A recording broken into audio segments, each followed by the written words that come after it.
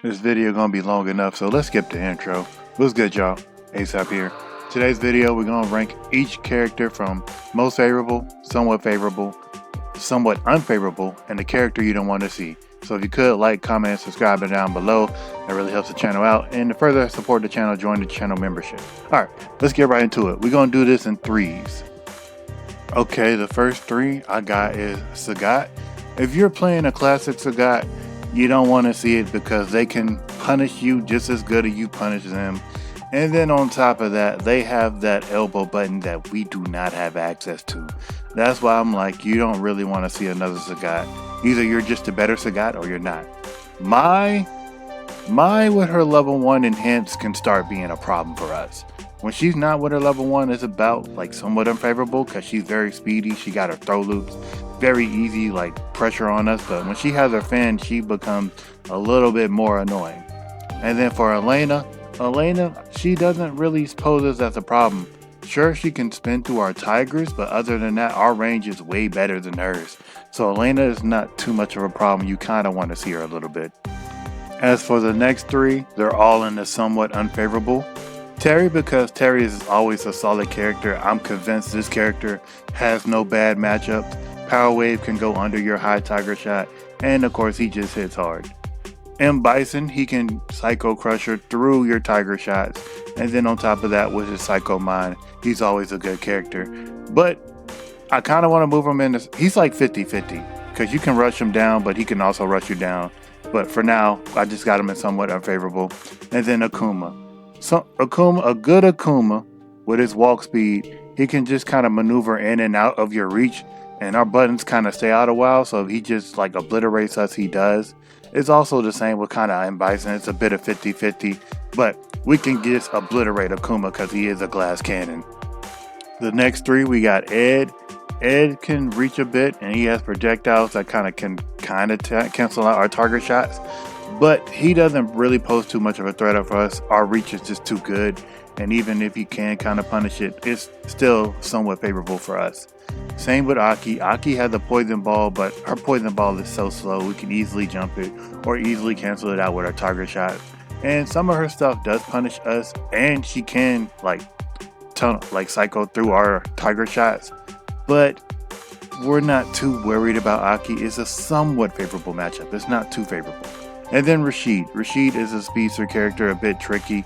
He can somewhat just jump over all our target shots and jump over us entirely. And then his level 2 is still cheap. Rashid's still pretty good, so it's somewhat unfavorable against us. Alright, next, for very unfavorable, I got Cammy. She is very speedy, and she just weaves in and out of our range.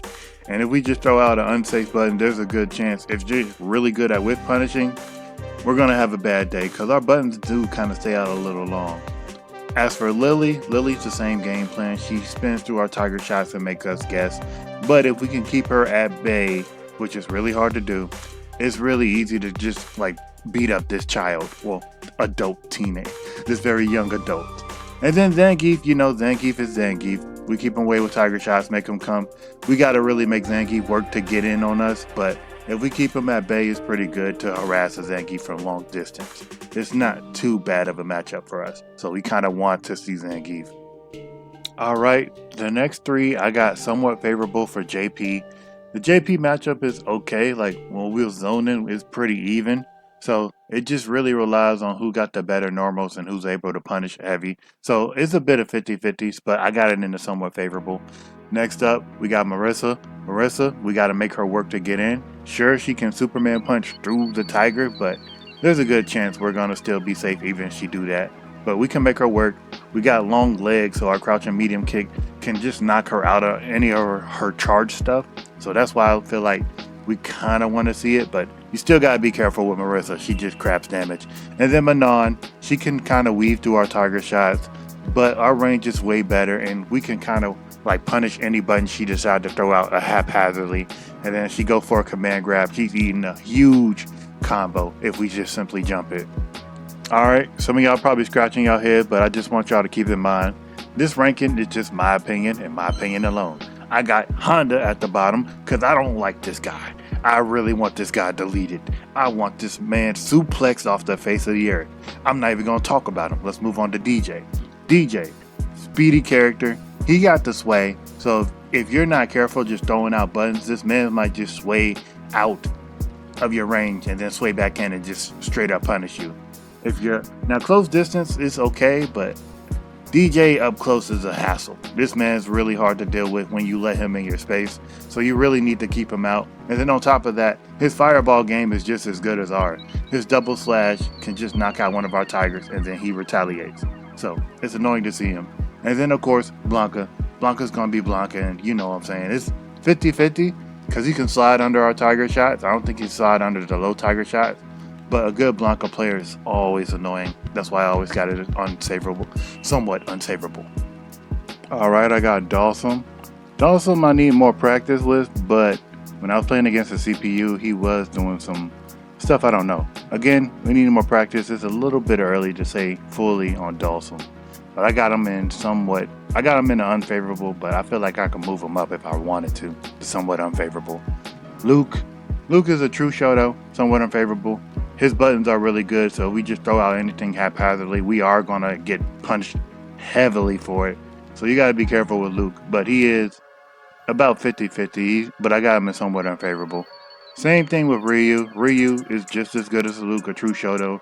You throw out anything unsafe, there's a chance we're just going to be eating crow. But it's somewhat unfavorable. Again, no, somewhat favorable. It's still 50-50 for me, but I got him in the somewhat favorable. But you still got to be careful with all these characters. Alright, next we got Kimberly. I got Kimberly in somewhat unfavorable because her speed can be a hassle to deal with. She is one of those speed characters, and again, she can just teleport to our target shots. If we throw out a long range button, there's a chance she can just punish it with her standing heavy. So it is somewhat unfavorable because she can rush us down pretty hard, or she can play a little bit of keep away. Either way is she got many ways to get in on us, and that can be a problem.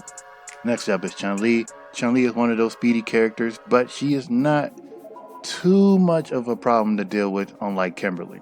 We can zone her a bit, but some of her buttons are a little tricky, so we have to be a little careful throwing buttons out, but it's not too bad. She's somewhat favorable.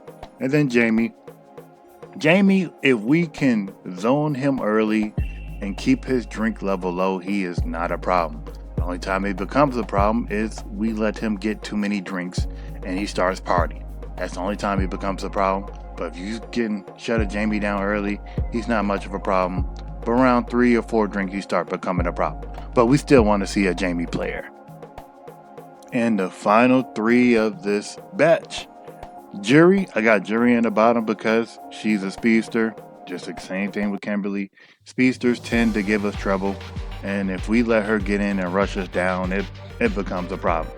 She can just jump over our target shots and do a dive kick in if we're not good at reacting with the DP. And then on top of that, she has a low thing, so she can use that to kind of walk behind it. And then of course, her rush down game don't even need to be speak up. Don't let her get too close or it just becomes a nightmare. Ken is the same with Ryu. We can kind of zone him out. His Hadoukens is not as good as Ryu, but if he gets in, we do got to guess and get him off us really quickly. But it's about 50-50 with Ken, but I still got him as a somewhat favorable matchup for us. And then Guile. Guile is a zoner, and we are zoners too. We can kind of keep up with his zoning, and then our buttons are better than him. So if you're patient, you can beat out Guile, but it's not, like with all these characters on the list, it's not going to be an easy fight, but if you see a Guile, it can be somewhat favorable depending on how you play the matchup. Alright, and this is my full character matchup ranked for Sagat. Let me know what you think. Who would you move where? Is this list is trash? Please let me know down in the comments below. Remember, I'm not saying if you see these characters, it's an automatic win. Any good character can beat you on any good given day. That's just how it is in Street Fighter 6. This is just my thoughts on what characters you would want to see and what characters you wouldn't want to see. So with that being said, this is ASAP Dreams. I'm signing off. Have a good day.